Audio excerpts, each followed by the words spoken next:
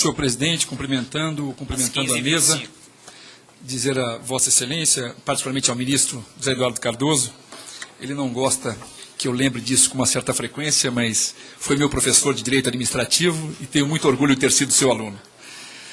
Comecei a dar aula com 10 anos de idade. Exatamente. Mas, ministro, eu vou me ater a uma questão meramente técnica por tudo o que aqui ouvi.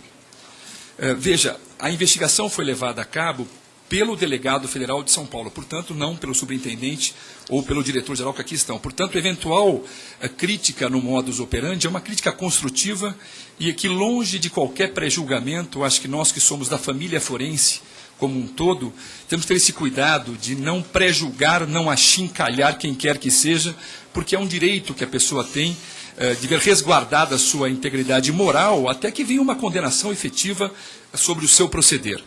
Mas veja, o que diz o tipo penal, formação de quadrilha ou bando? Associarem-se mais de 3 pessoas para o fim de cometer crimes. O que nós temos de concreto? Uma participação efetiva, eu diria até de ordem política, apesar de não estar no escopo da atividade da senhora Rosemary, ela tinha força para indicar pessoas para a agência. E essas pessoas, que eu diria que são os braços operacionais da organização criminosa, foram referendadas por ela, número 1. Em segundo lugar, essas pessoas pagavam propina a ela, número 2. E número 3, essas pessoas chegaram a trocar e-mails dizendo: não vamos mais colocá-la a par de tudo, porque ela pede muito. A pergunta que eu me faço, e acho que Vossas Excelências poderiam também se fazer, é a seguinte: ela imaginava que recebia esse dinheiro deles a que título? Que não objeto de crime. Obviamente que ela não imaginava que essa quantia que ela recebia era fruto do salário deles dividido para com a pessoa dela. Ela tinha plena ciência de que crimes estavam sendo praticados por agentes políticos que ocupavam cargos no governo indicados por ela. Me parece que ela está numa posição, inclusive, superior dentro da formação dessa quadrilha.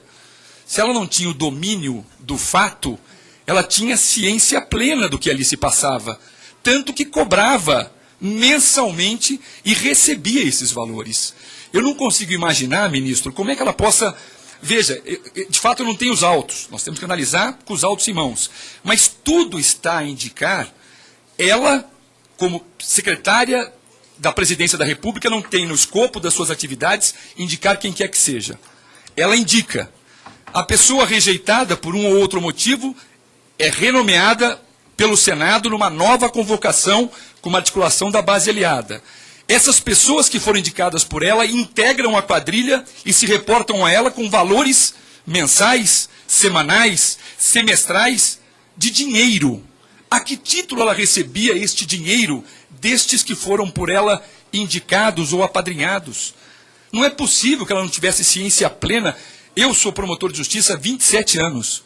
Eu não consigo imaginar uma investigação deste porte onde o titular da investigação, que não é o promotor, é o delegado lá de São Paulo, aqui muitas vezes se reportou, ministro, a tese de que, olha, o Ministério Público tinha ciência de tudo, como se ele estivesse participando da investigação. Só se foi um fato atípico.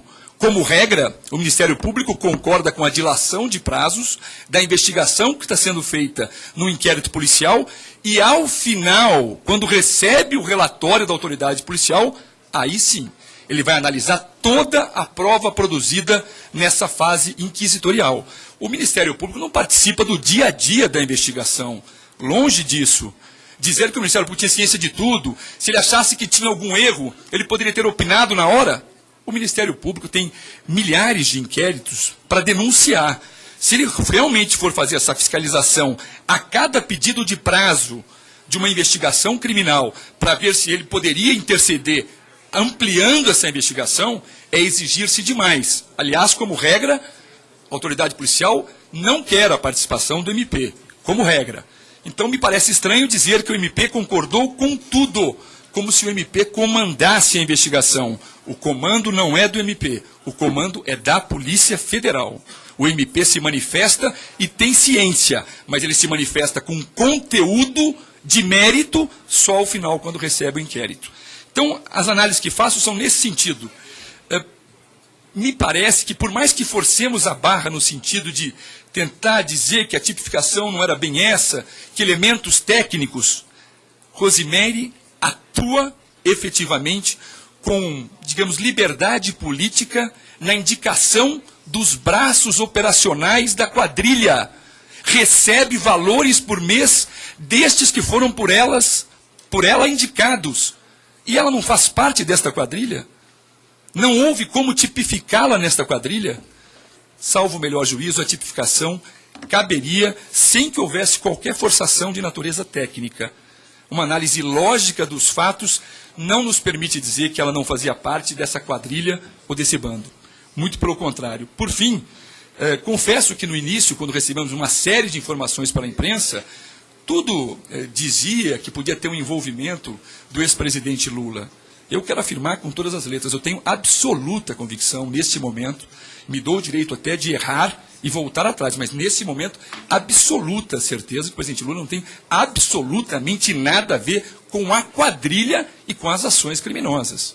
Eu tenho clareza para mim, me dou o direito depois de me arrepender dessa afirmação, mas hoje, o meu dever de consciência é dizer isso, zero. Evidentemente que é zero. E se usaram o nome dele? Infelizmente, acontece. Diferentemente do que apregou alguns e defendem depois de forma diversa, o governador Marconi Perillo foi referido pela quadrilha criminosa diversas vezes. Nunca se envolveu com ela. Nem por isso o relator deixou de tipificá-lo em 7 crimes, como se o Carlinhos Cachoeira fosse. Eu acho que esse cuidado nós temos que ter. Eu não vou cometer essa atrocidade de fazer um pré-julgamento dessa natureza, jamais.